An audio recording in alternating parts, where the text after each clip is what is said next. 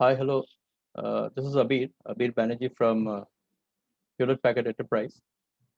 For the next 15 minutes, I'd like to discuss specifically how we are disrupting the edge.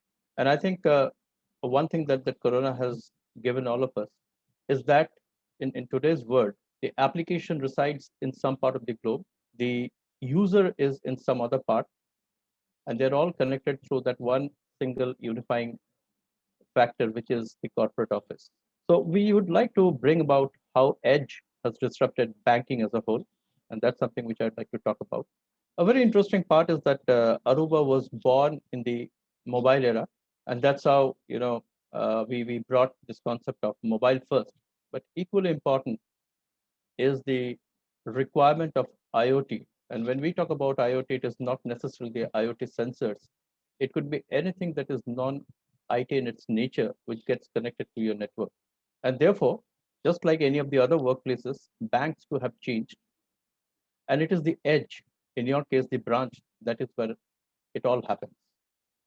So let's see how we can bring in relevance to the experience that the bank needs to deliver to their customers. A very interesting aspect is we will be harping on this word edge time and again because the edge is no more an edge, right? It has expanded its boundaries. And that is where, if you really look into the edge, what do you see at the edge? You would see the users, you would see your customers, you would see a varied form of devices. So the devices could start from something which we call it the BYOD, or it could be your printer, it could be the CCTV, it could be the camera, or your customer's devices. And more importantly, when you connect back to your data center from the edge, it could be over a wired network, it could be over a wireless network, it could be over a software defined network. And the users and the branches need not necessarily connect back to the data center. They might even go to the cloud to access some of the applications which the bank could provide for the productivity purposes. This is where we bring in a very unifying architecture. Let's look at the challenges, right, which you would see in the edges. I think the challenges are galore just because the definition of the edge has completely changed. The technology would still possibly in silos. You would have a wireless network, you would have a wired network, you might have a wide area network, you could have various forms of connectivity. What it has brought, and then with the mushrooming of the edge devices, is the need for automation and visibility. It's very important that the bank, from its compliance perspective, from its security objectives, needs to have a complete visibility of all the devices and all the users who get connected to the network from the branch, from the internet, from the home, from the railway station. I think that is the biggest aspect that a bank would today look to. As networks expand, the security threats ought to remain, and hence a network without a discussion around security doesn't make sense. So we'll bring that relevance also with the budgets that you have, and in many cases in a COVID era, some of the budgets would possibly be diverted to COVID related activities, certain activities.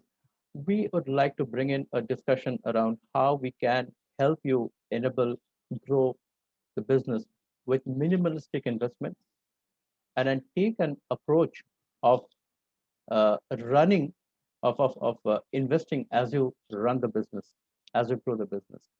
Discussions around network managed services or discussions around uh, managed Wi-Fi services becomes all the more relevant. Hence, we say that the network has to do more. The network has taken center stage, right? Ever since the digital transformation post-corona has taken place, right? Because today, users and applications are everywhere. With that, I bring you to a very important architecture framework. It's a framework that we have devised and we have perfected in this era because we had to take care of connectivity, security, and AIOPS. And let me tell you, no time was better than today, where connectivity has become so very important because there is a need for us to connect. As we speak in this particular event, we remain connected, maybe from my home, maybe from some other place, but connectivity has taken center stage. And with connectivity through various forms, various modes and media, you have to ensure that the network should be secured to ensure that you are compliant. But finally, the discussion around AIOPS becomes very important, and I'd like to take some time around it. So this gives a framework of what we are doing to meet your demands, to meet the demands of this new world post-corona compliant requirements. We start with infrastructure. I think wireless, wired, software-defined, these are given. These are given. This is something which you need for your basic connectivity. But let's bring the point of security. This is where software-defined security takes a very important aspect, because at any point of an entry of an user of a gadget or a device into the network from any place, from any device at any time, you need to have complete visibility of the type of device at the time of the day. You need to give access rights to users based on the type of device, or based on the type of location, or based on the type of device, isn't it? We bring that. And then comes the question of continuous monitoring. And this monitoring has to be non-manual as much as possible. And then as and when there is a breach, you have to enforce policies. And hence, you need to have one single threat management profiling done across all devices, all connectivity, all forms. This is where we bring the discussion around software-defined policy making. And finally, AIOPS. Let me tell you that you have a network in place, but it's equally important that at the point of a crisis, at the point of an outage, right? And in today's world, I think outages are not tolerated. So if you have to ensure a situation of seamless connectivity, there has to be services which ought to be around orchestration and provisioning. The network should be able to deliver analytics of its own, and using those analytics, you can improve your operational framework. And this is where we bring the discussion of AIOPS. And that's not the final one. A very important aspect, especially in retail banking, is the usability of real-time location tracking into the way how you'd like to track your user. Let me tell you, if you come into a branch, and when we talk about branches, they ought to be the smart branches. While you will have users who would be using your apps, there ought to be users who would be on your network who would need to come to the branch and do the branch banking. In that case, there is a way by which you can give them a enhanced experience of a real-time location tracking. If, for example, the person comes in and enters the door and he wants to get into the branch manager's office, can we devise a system so that he can automatically get into it with a self-navigating tool? It's just like an Ola or an Uber experience inside your branch. We can take it to a few more notches higher, saying that, can I do asset tracking of your devices using the same network? We use the Bluetooth features of Wi-Fi to achieve real-time location tracking, to achieve Bluetooth-based asset tagging. It's our own product. We bring those, we put it into the device, and especially in the Corona period, I think we have also perfected it to the extent of taking it to contact tracing solutions, right? Because you can, at any point of time, with the asset tag that is tagged along to me, my movement, my presence would be visible. And therefore, it can also go to the extent to tell me that in the last 28 hours, or in the last 24 hours, or last 7 days, who are those whom I would have met violating the norms that maybe WHO has laid down for contact tracing within 2 feet for how many minutes? Anybody infected, a historical data can be derived out of these people. This is how we bring.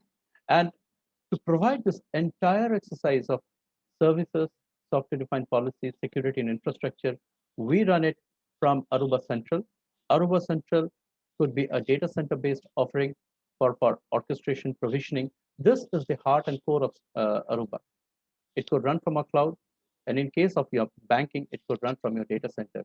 But yes, this is that one single framework that binds the infrastructure, policy making, services part of it, right? And gives you one single framework and one single window. Essentially, what I meant was that right from the remote offices to the branch office, or users coming over the cloud or over the internet, connecting the campus, connecting the data center, wherever it be, this is the solution that we do offer to the banks, right? And I think in a period like this, as we stand today, and as I had told you, that the users could be disparate, they could be somewhere. The branch could still be operational. The part of your staff could be working from home and part in the branch. Some of your users could be operating from, or your customers could be operating from a railway station possibly. You might have your own cloud applications, right? Let's say for mail messaging. You might have the data center, and you also have your main corporate campus. We are trying to unify all of them and give you one single view, which Aruba names it Aruba Edge Services Platform. It's an architecture combining all the aspects of networking security and helps you to drive and run and operate the network using AIML features for the lifetime of the network. This is exactly what I meant: connect, protect, analyze, and act. Just to take you forward, when we talk about connecting, you'd see that today's access points have now actually become a sort of a platform. It's no more a device, right? You would have Zigbee, you would have BLE features into it. It helps you in operational complexity, minimizes the operational complexity because one device can give you multiple services. And this is where we are talking about having one single access point, one single architecture to run your campus, to run your branch, to run your large data centers, with everything. When we talk about Wi-Fi, there has to be a switching behind it. It's very important to look at switching in the same breath as we look at Wi-Fi, right? It has to be as robust. So hence we start from the closet right up to the data center, right? Uh, this, in essence, we are saying that using Aruba Central, you can unify the users, you can bring the switching into it, you can bring the SD-WAN, you can bring the routers, and you can bring your access point under one single console of management, one single framework. These are AIML ready. These are self-driving networks, right? When we talk about protection, it's very important to see that what we are trying to protect. You are trying to protect your endpoints, which could be the devices across the network. And that is where you need to have visibility of all your devices, be it an IT device, be it an IoT device, be it any form of an endpoint. And that's what we do through the authentication mechanisms. A very important aspect, and then this is where we brought a new disruption to this whole perspective of VLANs. We are saying that there is no need for VLANs. You can create your, so let's say you have the corporate users, you have the BYOD, IoT, and the guests, and you have the applications. Can I identify the users at the point of their entry, put them in a particular segment, which could be a corporate segment, which could be a guest segment, which could be a VIP segment.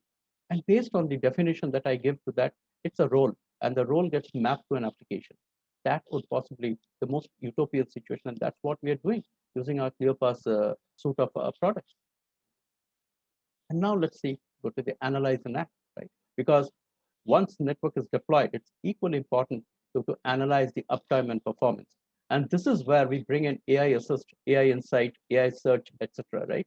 Which will help you in faster resolution, help you in increasing the capacity of the network, and then help you in doing root cause analysis. Example, right? Network supports, users. So let's say you have a network which has 5 gigahertz channel and a 2.4 gigahertz channel clients, right? 2.4 gigahertz channel user should not get connected to the 5 gigahertz channel, right? Using that, you can bring a significant improvement in the throughput and then therefore time saving. I think I can go on talking on and on and on about it. How can every user connected to a network in a retail mall need not be accessing the network. So those who don't want to access it, you need to block them, right? It's only the registered users who should get it. That again helps you in a significant improvement, right? Passers-by, right? Do I need the passers-by to connect to the network and then hog the bandwidth? Not necessarily. This is where AIOPS comes into play, right? And with that, we are able to bring significant improvement. I spoke about the location tracking, right? The way we are able to figure out the live map and the real-time location tracking.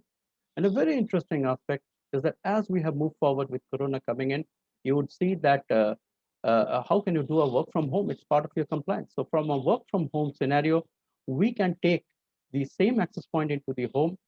And once it is connected, we call it zero touch provisioning.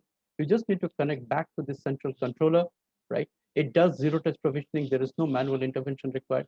And in your home, you get to see the same SSID that you enjoy at your office, which essentially means that your home is an extension of your office desk. You are seeing the same SSID. So no new configurations to be done. You just connect. It is as good as connected. And hence, now your office branch extends back to the home. That's specifically what Aruba is doing, right? To address the edge, we are saying that we are breaking the barriers, right? This, in essence, is the summary. We are talking about the intelligent edge. We bring the ESP, which is a cloud-native AI-powered platform for automating, unifying, and securing. And hence, we talk about networks needs to be spoken about in three frames of connect, protect, analyze, and act. With that, thank you. Thank you once again.